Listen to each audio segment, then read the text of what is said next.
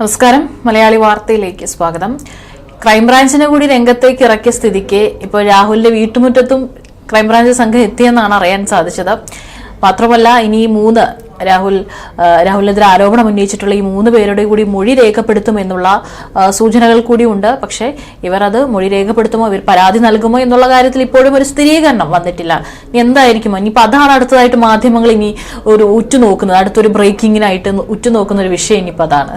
ഇപ്പോൾ രാഹുലിനെതിരെ 2 കേസുകളാണുള്ളത്. ഒന്ന് വ്യാജ ഐഡന്റിറ്റി കാർഡ് നിർമ്മിച്ചതുമായിട്ടും, രണ്ടാമത്തെ പെൺ വിഷയവുമായിട്ടും. അപ്പോൾ രണ്ടും ഒരേ സമയത്ത് ഇന്ന് തന്നെ ഒരേ ദിവസം തന്നെ ക്രൈംബ്രാഞ്ച് പോലീസ് ഉദ്യോഗസ്ഥരൊക്കെ അന്വേഷണം തുടങ്ങി.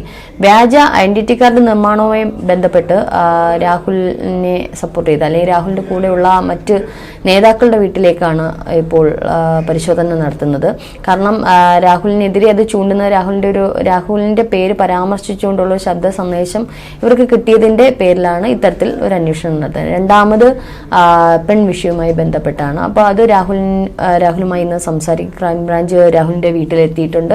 അപ്പോൾ അതിൽ ഈ പറയുന്ന മൊബൈൽ ഫോൺ അടക്കം ഒരു പക്ഷേ രാഹുലിന്റെ ഇന്ന് പിടിച്ചെടുക്കാൻ സാധ്യതയുണ്ട്. മാത്രമല്ല, ഇപ്പോൾ ഒരു മാധ്യമം പറഞ്ഞത് ഈ പെൺകുട്ടികൾ പരാതിപ്പെടാൻ തയ്യാറാണ് എന്നുള്ള രീതി. അങ്ങനെയാണെങ്കിൽ തീർച്ചയായിട്ടും ക്രൈംബ്രാഞ്ച് ഈ പെൺകുട്ടികളുടെ മൊഴിയെടുക്കും. അല്ലാതെ തന്നെ ഇപ്പോൾ ഈ ഓഡിയോ ക്ലിപ്പിൽ ഏത് കുട്ടിയാണ് എന്നുള്ളത് കൃത്യമായിട്ട് തെളിവ് ക്രൈംബ്രാഞ്ചിന് കിട്ടിയിട്ടുണ്ട്. അങ്ങനെയാണെങ്കിൽ ആ ഒരു അതിജീവിത എന്ന വാക്ക് തന്നെ ഉപയോഗിക്കാം. കാരണം അത് ശരിയാണ് എന്ന് തന്നെ നമുക്കും വിശ്വസിക്കാം. അതിജീവിതയുടെ മുന്നിലേക്ക് ഒരുപക്ഷെ വീണ്ടും ക്രൈംബ്രാഞ്ച് മൊഴിയെടുക്കാനെത്തും. ഹണി ഉൾപ്പെടെയുള്ളവർക്ക് നോട്ടീസ് അയക്കാൻ ഇത്തരത്തിൽ മൊഴി എടുക്കാൻ വേണ്ടിയിട്ടുള്ള കാര്യങ്ങൾ ചെയ്യും. അങ്ങനെയെങ്കിൽ ഈ ഒരു മൊഴിയുടെ അടിസ്ഥാനത്തിലായിരിക്കും ഇനി രാഹുൽ പ്രതിക്കൂട്ടിലാകുമോ അല്ലെങ്കിൽ രക്ഷപ്പെടുമോ എന്നറിയുന്നത്. ഈ മൊഴി എത്രത്തോളം ബലപ്പെടും എന്നുള്ളതുകൊണ്ട് ഇപ്പോൾ മൊഴി എടുക്കുന്നതിന്റെ അടിസ്ഥാനത്തിൽ ഇവർ കൃത്യമായിട്ടുള്ള കാര്യം പറയുകയും തിരിച്ച് രാഹുലിന്റെ മൊഴി എടുക്കുന്നതിന്റെ അടിസ്ഥാനത്തിലുള്ള നീക്കത്തിലായിരിക്കും സ്വാഭാവികമായിട്ട് അറസ്റ്റ് രേഖപ്പെടുത്തുന്നത്. ഈ പെൺകുട്ടികൾ ഇതിൽ നിന്ന് ഒഴിവാവുകയാണെങ്കിൽ ക്രൈംബ്രാഞ്ച് അവിടെ വീണ്ടും നിയമോപദേശം പലരുടെയും തേടേണ്ടി വരും. കാരണം പെൺകുട്ടികൾ പരാതിയുമായി മുന്നിലേക്ക് വരുവാണെങ്കിൽ മാത്രമേ അതൊരു കേസായിട്ട് പോകത്തുള്ളൂ. അല്ലെങ്കിൽ ഇത് എന്തുകൊണ്ട് പറഞ്ഞു, അല്ലെങ്കിൽ ഞങ്ങൾക്ക് ഇങ്ങനെ പറഞ്ഞു, ഞങ്ങൾ ഇപ്പോഴും സുഹൃത്തുക്കളാണ് എന്നാണ് റെനി പറഞ്ഞത്. അപ്പൊ അവിടെ എത്രത്തോളം ഇവർക്ക് കേസെടുത്ത് ബലപ്പെടാൻ പറ്റും അല്ലെങ്കിൽ അറസ്റ്റ് ചെയ്യാൻ പറ്റും എന്നുള്ള അറിയില്ല. ജാമ്യം കിട്ടുന്ന കാര്യം, അഥവാ അങ്ങനെ എന്തെങ്കിലും ഉണ്ടെങ്കിൽ തന്നെ ജാമ്യം കിട്ടും. പക്ഷേ അല്ലാതെ ഇപ്പോൾ ആ ഒരു വോയിസ് ക്ലിപ്പിലെ പെൺകുട്ടി അത് യാഥാർത്ഥ്യമുണ്ട് അല്ലെങ്കിൽ യഥാർത്ഥമായിട്ടുള്ള കാര്യമാണെന്നുണ്ടെങ്കിൽ അത് ഒരുപക്ഷെ രാഹുൽ പെടാൻ സാധ്യതയുണ്ട്. അത് രാഹുലിനെ അറസ്റ്റ് ചെയ്യാൻ തക്ക രീതി. പിന്നീട് ഈ പറഞ്ഞതുപോലെ കോടതിയിൽ എത്തുമ്പോഴാണ് അത് ഇത്തരത്തിൽ ചതിക്കപ്പെട്ട പെൺകുട്ടിയാണോ അല്ലെങ്കിൽ എന്തെങ്കിലും ഇതിനകത്ത് മറ്റെന്തെങ്കിലും കാര്യങ്ങളുണ്ടോ, ഇത് ശരിയാണോ, ഈ ഗർഭചിത്രം ശരിയാണോ, ഗർഭമുണ്ടായിട്ടുണ്ടോ, ഇത്തരത്തിലുള്ള കാര്യങ്ങളൊക്കെ വരുന്നത്. അപ്പൊ എന്ത് തന്നെയായാലും ഇനി ആ പെൺകുട്ടികളുടെ മൊഴികളുടെ അടിസ്ഥാനത്തിലാണ് രാഹുലിന്റെ ഒരു ലൈഫ്. ഇതിനിടയിലാണ് പാലക്കാട്ടേക്ക് ഷാഫി രാഹുലിനെ തിരിച്ച് വീണ്ടും ചില ഈ പറഞ്ഞത് തെരഞ്ഞെടുപ്പുമായി ബന്ധപ്പെട്ട കാര്യങ്ങളൊക്കെ കൊണ്ടുവരാൻ ശ്രമിക്കുന്നത്. അതിനും ഈ പറഞ്ഞതുപോലെ പലയിടത്തുനിന്നും പല വിമർശനങ്ങളും ഉയർന്നുണ്ട്. ഷാഫി എന്തായാലും രാഹുലിന്റെ ചേർത്ത് തന്നെ പിടിക്കുകയാണ്. ഷാഫി മാത്രമല്ല, പലരും ഇപ്പോൾ ചേർത്ത് പിടിക്കുന്നുണ്ട്. നമുക്കറിയാം ഇപ്പം സോഷ്യൽ മീഡിയയിൽ അടക്കം ആ ഒരു രാഹുൽ അങ്ങ് ഭയങ്കര എന്തോ സ്ത്രീലംബടനാണ്, അതാണ് ഇതാണെന്നൊക്കെ വന്നുകൊണ്ടിരുന്ന ആദ്യത്തെ ദിവസങ്ങളിൽ വന്നുകൊണ്ടിരുന്ന അതിൽ നിന്നൊക്കെ കുറേയൊക്കെ വ്യത്യാസം വന്നിട്ടുണ്ട്. കൃത്യമായിട്ടുള്ള കാര്യങ്ങൾ അവർക്ക് മനസ്സിലായി. കാരണം ഈ തലയും വാരമൊന്നും ഇല്ലാത്ത കുറെ മെസ്സേജുകളും, അല്ലെങ്കിൽ ഈ ചാറ്റിൽ പല ആൾക്കാരും പറയുന്നത്, ഇന്നിപ്പം ഞാൻ കണ്ടത് ഒരു നടി, എനിക്ക് പേര് ഓർമ്മ, സീമാജി നായർ പറഞ്ഞതാണ്. അവർ പറഞ്ഞ ഒരു കാര്യമാണ്, ഇത്തരത്തിൽ നേരത്തെ ഉമ്മൻചാണ്ടിയുടെ പുറത്തും ഇത്തരത്തിൽ ആരോപണങ്ങൾ ഉന്നയിച്ചിരുന്നു. ഒരു കുടുംബം മുഴുവനും വേദനിച്ചിരുന്ന ഒരു ഘട്ടമുണ്ടായിരുന്നു. അച്ഛന്റെ പ്രായമുള്ള ഒരു മകളെ പോലെ കാണുന്ന ഒരു സ്ത്രീയാണ് ഇത്തരത്തിലുള്ള ആരോപണം അന്ന് ഉന്നയിച്ചിരുന്നത്. അന്ന് ഇത്തരത്തിൽ മറ്റുള്ള ചാനലുകൾ ഉൾപ്പെടെ അല്ലെങ്കിൽ മറ്റ് രാഷ്ട്രീയ പാർട്ടിക്കാർ ഉൾപ്പെടെ അത് ആഘോഷമാക്കുകയായിരുന്നു. ഒരുപക്ഷെ ആ മനുഷ്യനെ എന്തുമാത്രം വേദനിച്ചിട്ടുണ്ട് അന്ന് അത്രയും ഈ പറയുന്ന സോഷ്യൽ മീഡിയയില്ല. എന്നിട്ടും ആ മനുഷ്യനെ അവസാനം എന്തായി, സ്ഥിതി എന്തായി? അപ്പൊ ഇത്തരത്തിൽ ഈ രാഹുൽ തെറ്റ് ചെയ്തിട്ടുണ്ട് എന്ന് പറയാനും പറ്റില്ല. കാരണം ഇത് ഉഭയകക്ഷി പ്രകാരം, സീമാജി നായർ ഇങ്ങനെയാണ് എഴുതിയത്, ഉഭയകക്ഷി പ്രകാരം 2 വ്യക്തികൾ തമ്മിൽ പരസ്പരം ബന്ധപ്പെടുകയും അതിൽ ഒരു വ്യക്തി പ്രണയിക്കുകയൊക്കെ ചെയ്തതിന് ശേഷം അതിലൊരു വ്യക്തി അല്ലെങ്കിൽ ഇവരെ തമ്മിലുള്ള ബന്ധത്തിൽ എന്തെങ്കിലും ഒരു പ്രശ്നങ്ങൾ ഉണ്ടാവുമ്പോൾ ഒരു വ്യക്തിയുടെ പെടലിക്ക് ഇട്ടുകൊണ്ട് അല്ലെങ്കിൽ ആ വ്യക്തി സ്വകാര്യമായിട്ട് ചാറ്റ് ചെയ്തതും വോയിസ് അല്ലെങ്കിൽ സംസാരിച്ചതുമായിട്ടുള്ള കാര്യങ്ങൾ പിന്നീട് വർഷങ്ങൾക്ക് ശേഷം ഒരു ദുരുപയോഗം ചെയ്യുന്ന തരത്തിലാവുകയാണെങ്കിൽ അത് മറുഭാഗത്തേക്കുന്ന വ്യക്തിയോട് ചെയ്യുന്ന ഒരു ക്രൂരതയാണ്. കാരണം ഇതിപ്പോൾ ഗർഭചിത്രം എന്ന് പറയുന്നുണ്ടെങ്കിൽ അതിൽ കൃത്യമായിട്ട് നമുക്ക് മനസ്സിലാവുന്ന ഒരു കാര്യമുണ്ട്,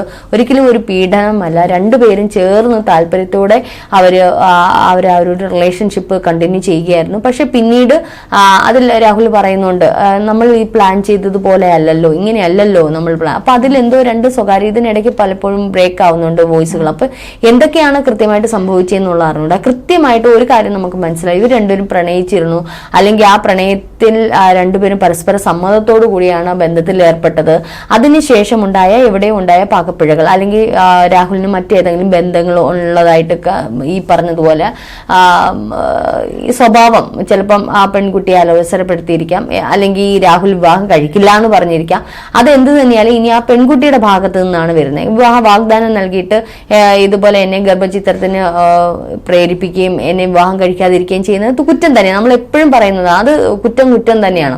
അതിൽ ശരി ഏതാണ് എന്നുള്ളതാണ്. ഇനി രാഹുലും ആ പെൺകുട്ടിയും എന്താണ് ഇതിൽ പറയുന്നതെന്നുള്ളത്. ബാക്കിയൊക്കെ ചാറ്റിംഗ് മെസ്സേജുകളാണ്. ഈ ഇപ്പൊ ഹണിയൊക്കെ അയച്ച ആദ്യത്തെ ഉള്ളൂ. ബാക്കി ചാറ്റിംഗ് എന്തിയെ ചാറ്റിംഗ് ഒന്നും കാണിക്കുന്നില്ലല്ലോ. ആരോപണം വാവുകൊണ്ട് പറഞ്ഞിട്ട് കാര്യമില്ല, തെളിവുകൾ എവിടെ? അപ്പം ബാക്കി പിന്നെ പറഞ്ഞ വലയും തലയൊന്നും ഇല്ലാത്ത ഒരു മെസ്സേജാണ്. അതിന്റെ ഉടമ എവിടെയാണ്? അതിനകത്ത് തന്നെ അങ്ങോട്ട് ഇട്ട് കൊടുക്കുന്നുണ്ട്, ചേച്ചി ഞാൻ ചേച്ചിയാണ് എന്ന് പറയുമ്പോൾ ഞാൻ ചേച്ചിയെ കാണുന്നില്ല. അത് ഒരു പക്ഷെ കുറച്ച് ഫ്രീ ആയിട്ട് സംസാരിക്കുമ്പം, അല്ലെങ്കിൽ നീ മേലെ മര്യാദയ്ക്ക് എന്നോട് ഇങ്ങനെ സംസാരിക്കരുത്, നിന്റെ ഇത് വേറെ എടുക്കുക എന്ന് പറയുന്ന ഒരു മെസ്സേജ് ആണ് നമ്മൾ കണ്ടതെന്നുണ്ടെങ്കിൽ നമ്മൾ അവർക്കൊരു വില കൊടുത്തത്. അത് പിന്നെയും പ്രോത്സാഹിപ്പിക്കുന്ന തരത്തിലാണ് ആ മെസ്സേജുകൾ പോകുന്നത്. ആണോ സൗന്ദര്യം ഉണ്ട് ചേച്ചി, നിങ്ങൾക്ക് സൗന്ദര്യം ഉണ്ട്, നിങ്ങൾ അങ്ങനെ ഇത് ചെയ്യേണ്ടെന്ന് പറയുമ്പോൾ നമ്മൾ അതിന് കാണുന്ന മെസ്സേജുകൾ അതിനെ പ്രോത്സാഹിപ്പിക്കുന്ന തരത്തിലുള്ള തിരിച്ചുള്ള പ്രതികരണങ്ങളാണ്. അപ്പൊ ഇത് ഒരു ഭാഗത്തു നിന്നും മാത്രമല്ലല്ലോ, ഇരുഭാഗത്തു നിന്നും നല്ല രീതിയിൽ ചാറ്റിങ് അതും ഇതൊക്കെ ഉണ്ടായിട്ട് പിന്നെ ഒരാളെ ക്രൂശിക്കുന്ന ഒരു സന്ദർഭം മുതലാക്കി എടുത്ത് ക്രൂശിക്കുന്ന അത്ര നല്ല ശീലമല്ല.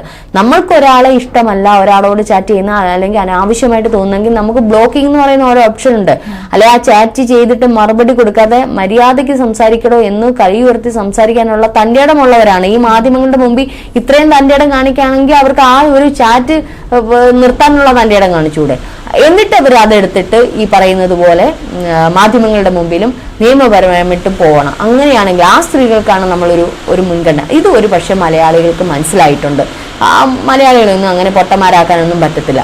അപ്പൊ ഒരുപക്ഷെ ചില മാധ്യമങ്ങൾക്കാണ് ഇത് മനസ്സിലാക്കാതെ പോയത്. പക്ഷേ സാധാ ജനങ്ങൾക്ക് ഇത് തീർച്ചയായിട്ടും മനസ്സിലായിട്ടുണ്ട്. കാരണം എല്ലാം പുറത്തു വിട്ട. പക്ഷെ അതിലും ഒരു ഗൂഢമായി നിൽക്കുന്നത് ഈ ഒരു ഓഡിയോ ക്ലിപ്പാണ്. അതിലെ സത്യം എന്താണ്? അവിടെയാണ് രാഹുൽ ഇപ്പൊ പെട്ടുകിടക്കുന്നത്. അപ്പൊ അതിലെ സത്യം എന്താണ് എന്നുള്ളതാണ് ഇനി അറിയേണ്ടത്. ആ പെൺകുട്ടി ഏത്, അല്ലെങ്കിൽ ആ പെൺകുട്ടിക്ക് ഇതിൽ പരാതിയുണ്ടോ, ഇവര് രണ്ടുപേരും ചേർന്നുള്ള ഇതാണോ, അല്ലെങ്കിൽ രാഹുൽ ചതിച്ചിട്ടുണ്ടോ, രാഹുൽ വിവാഹ വാഗ്ദാനം നൽകിയിട്ട് ചൂഷണം ചെയ്തുകൊണ്ട് ആ പെൺകുട്ടിയെ വലിച്ചെറിയുകയാണോ ചെയ്തത്? ഇത്തരത്തിൽ വേറെ ഏതെങ്കിലും പെൺകുട്ടിയുണ്ടോ? വേറെ ആരുടെയും പേര് പറയുന്നില്ല, ഒരു പെൺകുട്ടി മാത്രമേ വന്നിട്ടുള്ളൂ. അപ്പോൾ വേറെ ഏതെങ്കിലും പെൺകുട്ടിയുണ്ടോ? അതോ ഇവര് തമ്മിലുള്ള ബ്രേക്കപ്പ് ആവാനുള്ള കാരണം എന്ത്? അപ്പൊ ഇതൊക്കെയാണ് ഇനി അന്വേഷിക്കേണ്ടത്. അത് സത്യമായിട്ടുള്ള കാര്യമാണെങ്കിൽ ഒരുപക്ഷെ ക്രൈംബ്രാഞ്ച് അന്വേഷിക്കട്ടെ എന്ന് തന്നെയാണ് ഞാൻ പറയുന്നത്. സത്യം നെല്ലും പതിരും ഒക്കെ തിരികെ വേർതിരിച്ചറിയട്ടെ. കാരണം ഒരുപക്ഷെ രാഹുൽ ഈ പറഞ്ഞ സീമാജി നേരൊക്കെ പറയുന്നതാണ്, ഒരു ക്രൂശിക്കപ്പെടുകയാണെങ്കിൽ അതല്ല എന്ന് തെളിയിക്കേണ്ടുന്ന ഉത്തരവാദിത്വം പിണറായി സർക്കാരിനും പോലീസിനുമാണ്. അതങ്ങനെ നെല്ലും പതിരും തെളിഞ്ഞു വരട്ടെ. കാരണം സത്യം പുറത്തേക്ക് വരട്ടെ. സത്യം എന്നുള്ളത് ഉണ്ട്, ഒരു ഭാഗത്ത് നീതികേടായിട്ട് രാഹുൽ പ്രവർത്തിച്ചിട്ടുണ്ട്, അത് ആ വോയിസ് ക്ലിപ്പിലുണ്ട്. പക്ഷെ മറ്റുള്ള സത്യങ്ങളൊക്കെ പുറത്തു വരട്ടെ. മാത്രമല്ല ഇത്തരത്തിൽ രാഹുൽ തെറ്റ് ചെയ്തിട്ടുണ്ടെങ്കിൽ തക്ക ശിക്ഷയും കിട്ടട്ടെ. നമ്മൾ ഒരിക്കലും ശിക്ഷ കിട്ടരുതെന്ന് പറഞ്ഞിട്ടില്ല, നമ്മൾ ഒരിക്കലും രാഹുലിനെ പിന്തുണച്ചും പറഞ്ഞിട്ടില്ല. പക്ഷേ രാഹുലിനെ മാത്രം അതിൽ കുറ്റപ്പെടുത്തരുത്. രാഹുൽ മാങ്കൂട്ടത്തിൽ എന്ന് പറയുന്ന ഒരു നേതാവിനെ മാത്രം കുറ്റപ്പെടുത്തരുത്. ഇത് ഉഭയകക്ഷി. രാഹുൽ ഒരു മുറിക്കകത്ത് കൊണ്ടുവന്നിട്ട് റേപ്പ് ചെയ്തതല്ലല്ലോ, ഒരു പെൺകുട്ടിയുടെ നിയമവിരുദ്ധമായി ഒന്നും ചെയ്തിട്ടില്ല. രാഹുൽ ആവർത്തിക്കുന്നുണ്ട്, ഞാൻ നിയമവിരുദ്ധ. അപ്പൊ ധൈര്യമായിട്ട് നിയമത്തിന്റെ വഴി തന്നെ സ്വീകരിച്ചു പോട്ടെ. അപ്പൊ നെല്ലും പതിരും വേർതിരിച്ചറിയുമ്പോൾ ഒരുപക്ഷെ നല്ലൊരു നേതാവിനെ വീണ്ടും തിരികെ കൊണ്ടുവരാൻ ഇത് സഹായിക്കുന്ന ഈ ക്രൈംബ്രാഞ്ച് അന്വേഷണം എന്തുകൊണ്ടെന്നാണ് ഞാൻ ഇന്നലെ പറഞ്ഞതുപോലെ വഴിയെ പോയ ഗർഭം എടുത്ത് പിണറായി എടുത്ത് തലവെച്ചതുപോലെ ഇതില് ഇനി വരാൻ പോകുന്നത് ഈ അതിജീവിതർ അല്ലെങ്കിൽ ഈ പറയുന്ന പെൺകുട്ടികൾ ആരും കേസില്ല, ഞങ്ങൾക്ക് താല്പര്യമില്ല എന്ന് പറഞ്ഞു കഴിഞ്ഞാൽ പെട്ടുപോകുന്ന CPM തന്നെയാണ്.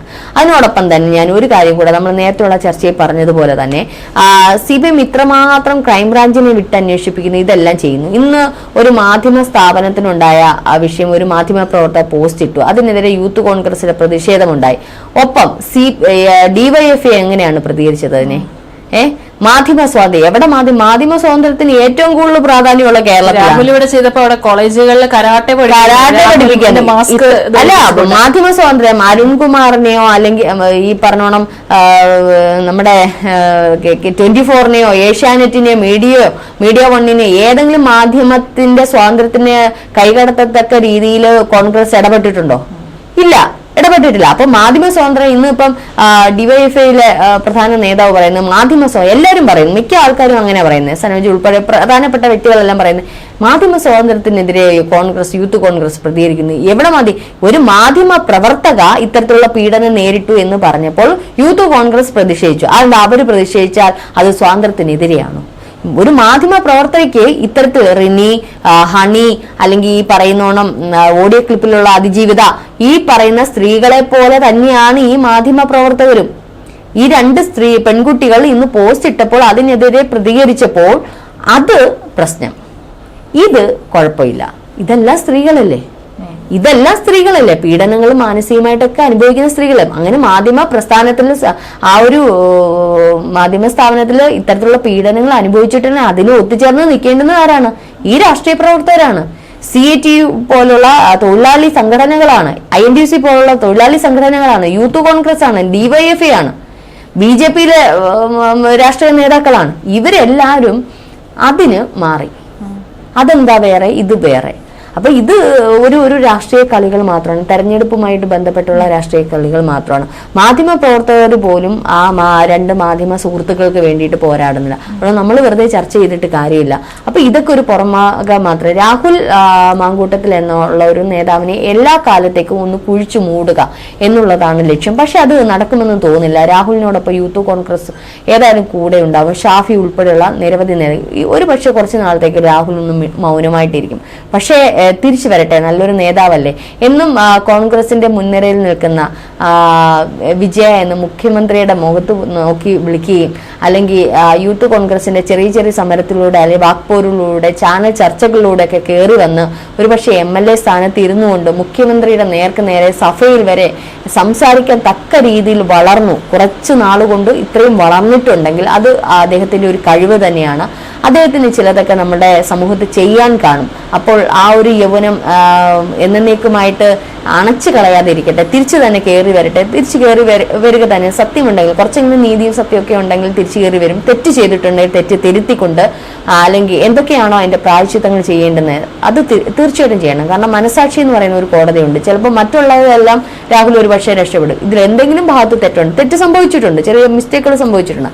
അത് പരസ്പരമുള്ള ഒരു ധാരണയുടെ പുറത്ത് പിരിഞ്ഞവരാണെന്നുണ്ടെങ്കിൽ അത് നമുക്ക് തെറ്റൊന്നും പറയാൻ പറ്റത്തില്ല. അതല്ല എന്നുണ്ടെങ്കിൽ തെറ്റ് തിരുത്തുക, ക്ഷമ കൊടുക്കേണ്ടുന്നിടത്ത് അല്ലെങ്കിൽ ക്ഷമിക്കേണ്ടുന്നിടത്ത് രണ്ടുപേര് ഇരു കൂട്ടരും ചെയ്തുകൊണ്ട് ആ ഒരു നേതാവ് തിരിച്ചു വരട്ടെ.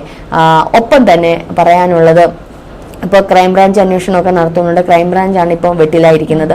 അപ്പം ഇനി അവർക്കാണ് ഏറ്റവും കൂടുതൽ ഇപ്പോൾ പ്രശ്നത്തിൽ അവർ ആകപ്പെട്ടിരിക്കുന്നത്. കാരണം ഇനി പെൺകുട്ടികളുടെയൊക്കെ മൊഴിയെടുക്കണം. അവർ ഇതിന് സഹകരിച്ചില്ല എന്നെങ്കിൽ അവർ വീണ്ടും വെട്ടിലാവും. അപ്പോൾ കോടതിയിലേക്ക് ചെല്ലുമ്പോൾ ഒരു പക്ഷേ CPM നമ്മുടെ പിണറായി സർക്കാരിന് ഉൾപ്പെടെയായിരിക്കും രൂക്ഷ വിമർശനങ്ങൾ വരുന്നത്. അപ്പോൾ അത് നടക്കാതിരിക്കാൻ വേണ്ടിയിട്ട് അവർ ആഞ്ഞ് ശ്രമിക്കുന്നുണ്ട്. രാഹുലിനെ പൂട്ടാൻ എല്ലാ വഴിയും എല്ലാ പഴുതും അടച്ചുകൊണ്ടൊക്കെ ശ്രമിക്കുന്നുണ്ട്. അത് എത്രമാത്രം അത് സക്സസ്ഫുൾ ആകുമെന്നുള്ളത് നമുക്ക് കണ്ടറിയാം. എന്തായാലും ഈ പെൺകുട്ടികളുടെ മൊഴികളുടെ അടിസ്ഥാനത്തിലായിരിക്കും രാഹുൽ ശരിയാണോ തെറ്റാണോ എന്നൊക്കെയുള്ളത് നമുക്ക് മനസ്സിലാക്കുന്നത്.